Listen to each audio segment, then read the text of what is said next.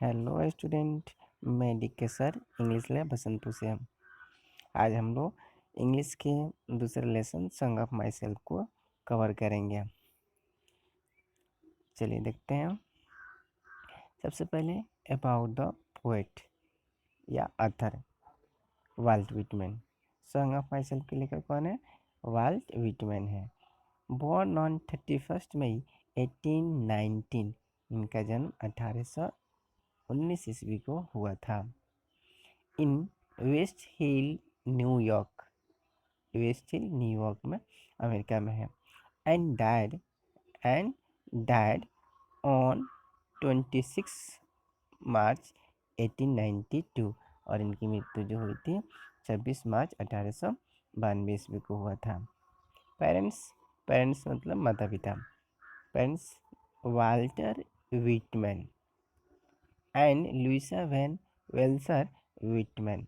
इनके पिताजी का नाम था वाल्टर विटमैन एंड इनकी जो माँ का नाम था Louisa Van Velsor Whitman. Okay. फिर Walt Whitman work as a teacher, editor, volunteer during civil war. इन्होंने कुछ वर्क किए थे, काम किए थे अपने जीवन में। वो कौन कौन सा वर्क है? टीचर का, एडिटर का, वॉलंटियर का। ओके। वॉलंटियर के मतलब होता है कि बिना पैसे की मजदूरी करना। ओके। एडिटर माने पत्रकारिता, एडिट करना यानी कि ये पत्रकारिता से संबंधित है। टीचर यानी कि पढ़ाना। एंड एक और ही काम किए थे, कारपेंटर का भी इन्होंने काम किया था। ओके। चलिए आगे देखते हैं। Lips of grass. ये लिप्स ऑफ ग्रास जो है ये कलेक्शन ऑफ पोएट्री है, कविताओं का एक कलेक्शन है जिसका पब्लिकेशन 2 बार में हुआ था। एक वाला जो पब्लिश हुआ था वो 1855 में हुआ था और दूसरा 1892 में हुआ था। तो हम दोनों को अच्छे से इसको देखेंगे क्योंकि इसे क्वेश्चन एग्जाम में बन सकता है। चलिए देखते हैं। कह रहा है कि लिप्स ऑफ ग्रास एक collection of poetry. Lips of grass जो है एक पोएट्री यानी कविताओं का क्या है? कलेक्शन है, जिसका फर्स्ट एडिशन पब्लिश इन 1855। जिसका पहला प्रकाशन जो हुआ था 1855 में हुआ था। विद 12 पोएम्स, 12 कविताओं के साथ। And last addition publish in 1892, और इसका लास्ट एडिशन जो हुआ था 1892 ईस्वी में हुआ था। विद 400 पोएम्स, 400 कविताओं के साथ में हुआ था। ओके। चलिए अब हम आगे देखते हैं इसके एक्सप्लेनेशन को, इसके कविताओं को।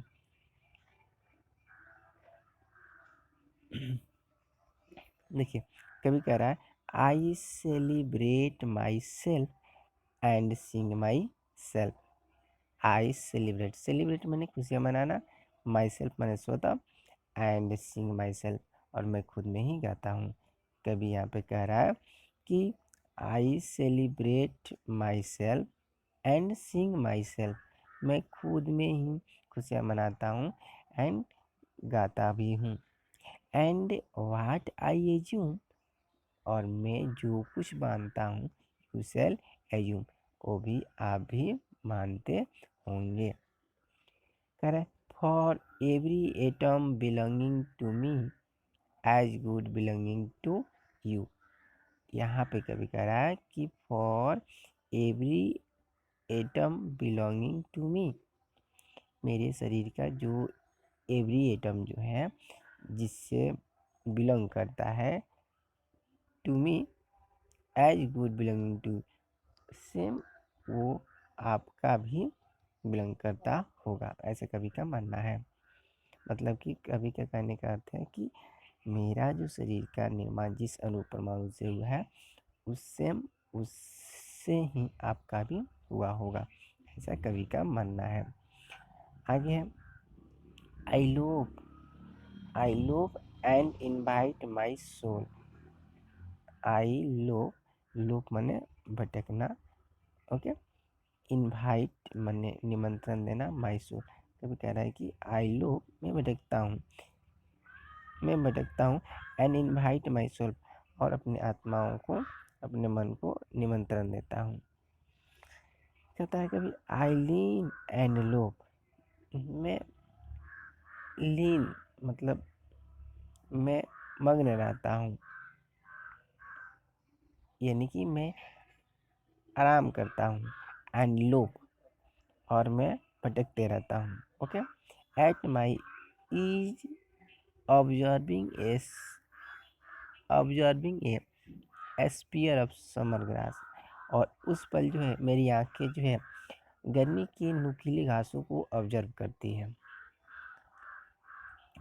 फिर कभी आगे कह रहा है कि माई टोंग, मेरी जिह्वा, एवरी एटम, और मेरे शरीर के एक एक सेल्स ऑफ माई ब्लड, और मेरे शरीर के जो एक एक एटम है और मेरी टोंग जो है वह फॉर्म्ड है, बना हुआ है,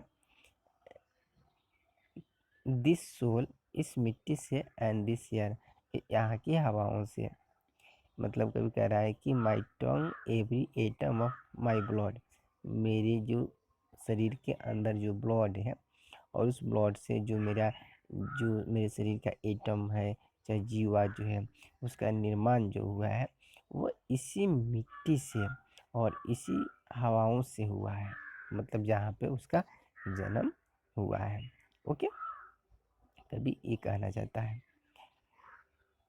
फिर आगे देखिए, कह रहे हैं बॉर्न हेयर ऑफ पेरेंट्स, यहाँ पे बॉर्न हेयर जन्म हुआ है उनके पेरेंट्स का, हेयर फ्रॉम पेरेंट्स, और उनके पेरेंट्स का भी, पेरेंट्स का जन्म यही हुआ है, the same and the parent, और उनके भी माता पिता का भी जन्म यहीं पे हुआ है।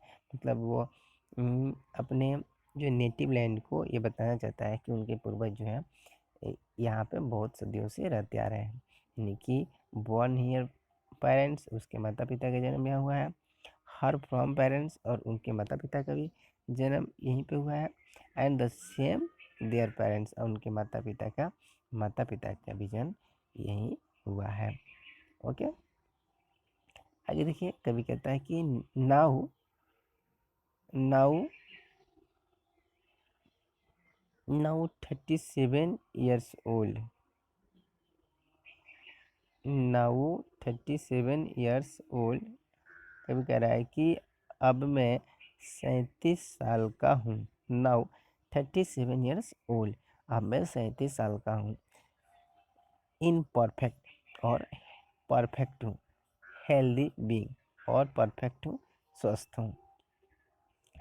फिर होपिंग, और आशा करता हूँ, टू सीज मतलब बने रहना, यानी सीज मतलब होता है एंडिंग, अंत तक, स्टॉप, नॉट टिल डेथ, और मैं मृत्यु तक ऐसा ही हेल्दी बना रहना चाहता हूँ।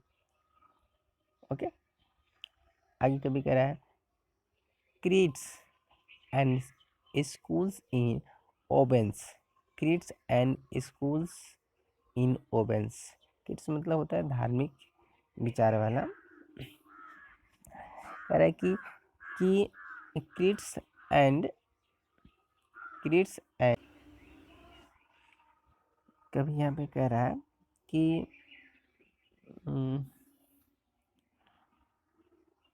क्रीड्स एंड स्कूलिंग इन ओबियंस, यानी कि ये जो धार्मिक विचार जो है, जो ओबियंस में उसे भुला देना चाहता हूँ, ओबियंस मैंने फॉरगेट कर देना, भूल जाना।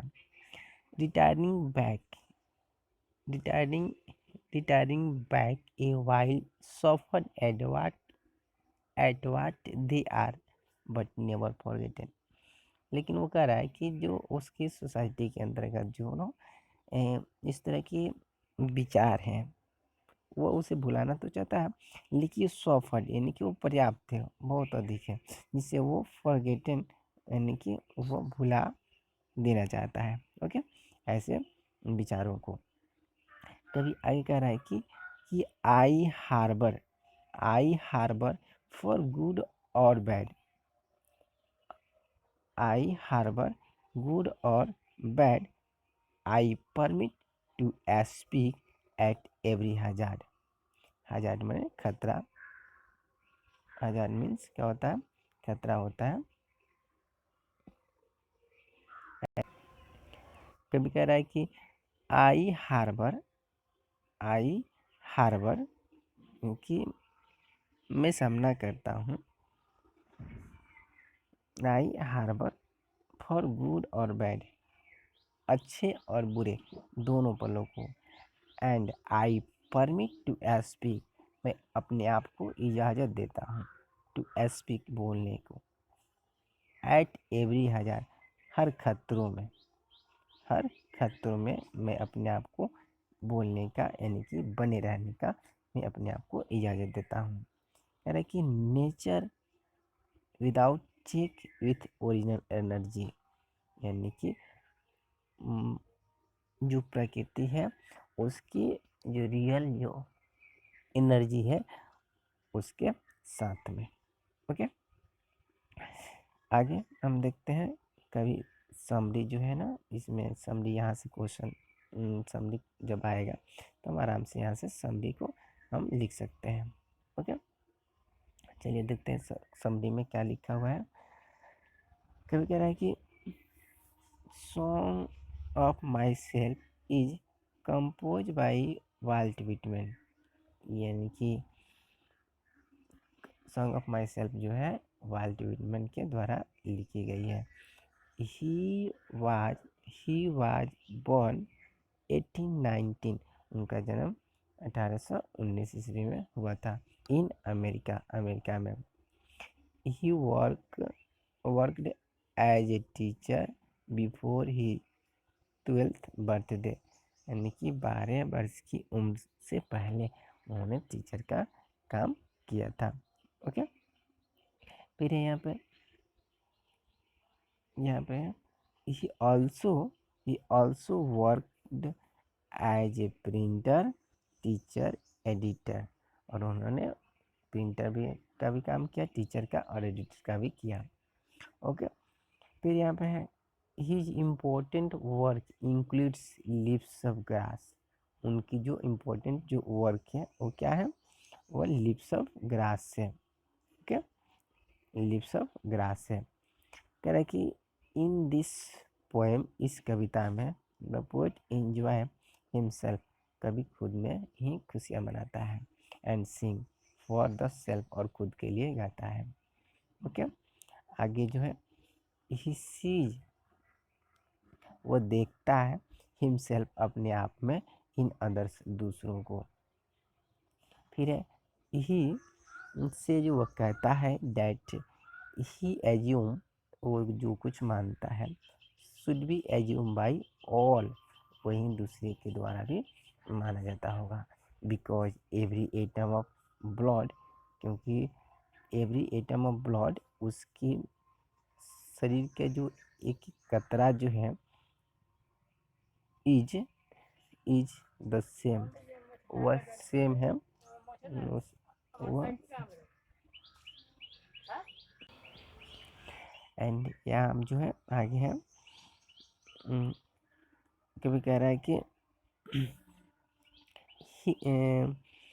दस कह रहा है कि he assume by all because every atom of blood is the same in all human, वो ऐसा इसलिए मान रहा है क्योंकि उसके शरीर के जो एक एक कतरा है जो सेम उसी कतरे से बाकी सबका भी जो शरीर का निर्माण हुआ होगा। मतलब कवि क्या कहने का तात्पर्य है कि जो कवि के शरीर जो जिस अणु परमाणु से मिलकर बना है, वैसे ही अणु परमाणु से उनका भी शरीर बना होगा, बस ऐसा कवि का मानना है।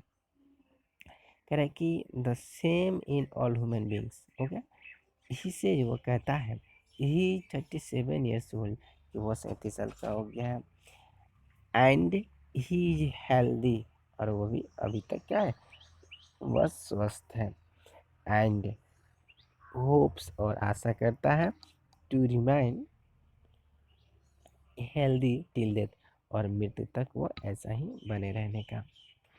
इससे वो कहता है कीप्स फीलिंग्स और थॉट्स इन माइंड। वो ही ऑलवेज